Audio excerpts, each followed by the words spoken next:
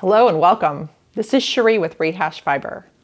Today I want to take you on a fun journey through some beautiful yarn and fiber that was given to me. In July, it was my birthday month. A couple of my loved ones were out traveling in this world, and they brought home wonderful special yarn and fiber for me. Now, whether I'm the one out there exploring or I'm receiving something, I still want to explore through it because yarn and fiber, they have a story. That is what makes it so special. Where did it come from? What animal is it from? How was it processed? How is somebody's life affected by creating this for us? And then we receive this wonderful gift from our planet, the sheep and the animals in it, and then we get this yarn and fiber to work with. So I had to look further into these beautiful items. So my daughter and her boyfriend went traveling around Iceland.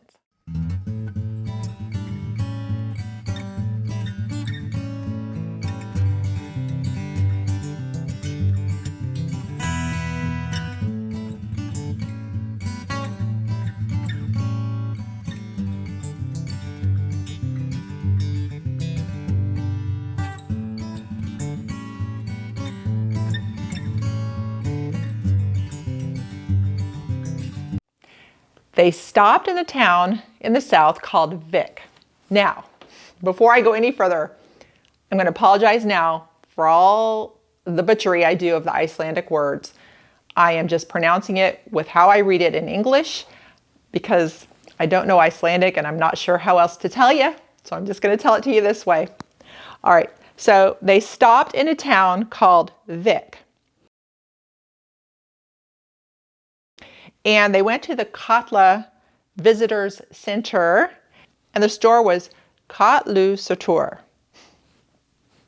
Now, they found this beautiful wool processed at Gilhaji Wool Mill. It is outstanding. It is super, just wonderful. Now, here's what's really, really cool. Reading the label, first of all, it is all in Icelandic, but then you read it and it says pure Icelandic virgin wool from the Arctic North in Iceland, spun at the family farm of Gilhagi. One of the first things I do when I get my hands on some yarn is I put it next to the most, I would say, tender skin chest and see how it feels. That right there and then tells me what I'm able to do with it. So this feels very soft to the touch. However, a little prickly on the soft skin. So this will make a great outer garment. Another fun thing I like to do with yarn is give it a sniff. It's really neat. It will tell you more about the yarn story. Sometimes it smells like the sheep or the barn, which I think is kind of cool. Other times it's the soap that it was washed in, or the store or home that it was stored in.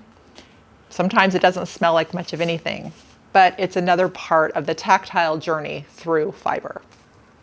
This has a lovely little halo, and I'm very excited to have it. Then they traveled on, and they ended up in a town in the north called Akureyri.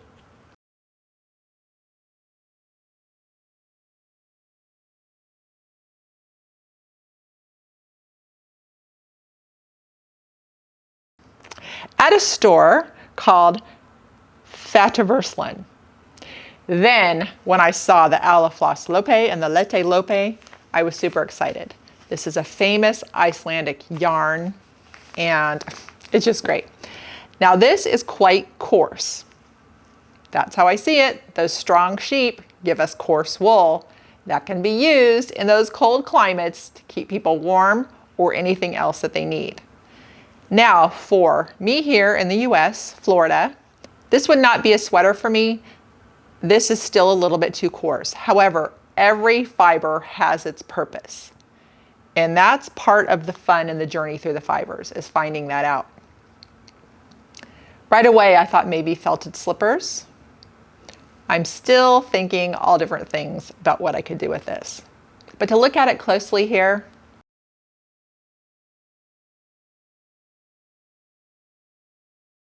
And check out the labels.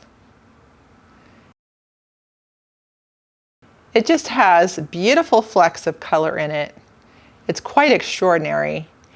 And I feel like I'm holding a treasure because I can actually think about the sheep living in Iceland and the people working there and how this all got to me. So it's quite wonderful. Those are extreme treasures. Then my dear friend Erica went to a fiber retreat. And I do want to tell you all about it because she had a wonderful time and it's something you might be interested in doing. The business running the retreat is wildonionproductions.com. She was in Jackson, Michigan for a weekend, and there were a variety of things planned. And one of the things was to go to the Sandhill Crane Winery and do the wine and wool event that they had there. And Erica said that it was wonderful because it was happily busy where she had time to visit with the vendors, but there was still enough going on. So it was really good. Now, she brought home fiber for me. She knows I love to spin. And this one here was Lair of the Llama. And the color is a Japanese garden. It's merino, bamboo, tussa silk, and boy, was it fantastic. Within hours, I was spinning it. I couldn't even let it sit. I just had to touch it and let it go through my fingers. So pretty. So here's the deal.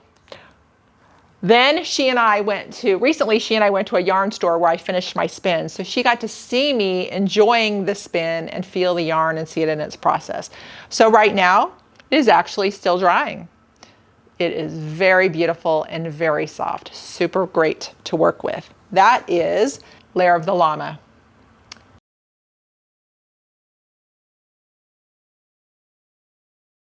The other thing she brought home was from Golden Bee Farm. This is a beautiful soft wool.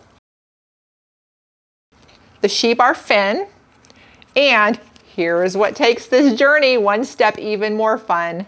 The names of the sheep that went into making this are on the tag. We have Cotton, Binks, Cece, Bitsy, Nigel, and Arbor. Doesn't that make it even better? So then I will be thinking about them when I'm spinning this up. And now it has even more character. This just smells good. So do check out all of that beautiful stuff in Michigan, from the retreat to the winery to the wine and wool event. Check out these vendors and their wonderful items. So you've got to explore these wonderful gifts with me. They are so wonderful and so valuable, and it's really great. Now, you're not done seeing them because over time things are going to be made with them and you'll be seeing them again. It's a great fiber world. If you're enjoying the show and would like to support it, you can go to rehashfiber.com, supporting members. You can give any amount to Patreon. It helps keep the show going. All right, everybody. Happy exploring through all of fiber art. Thanks for watching.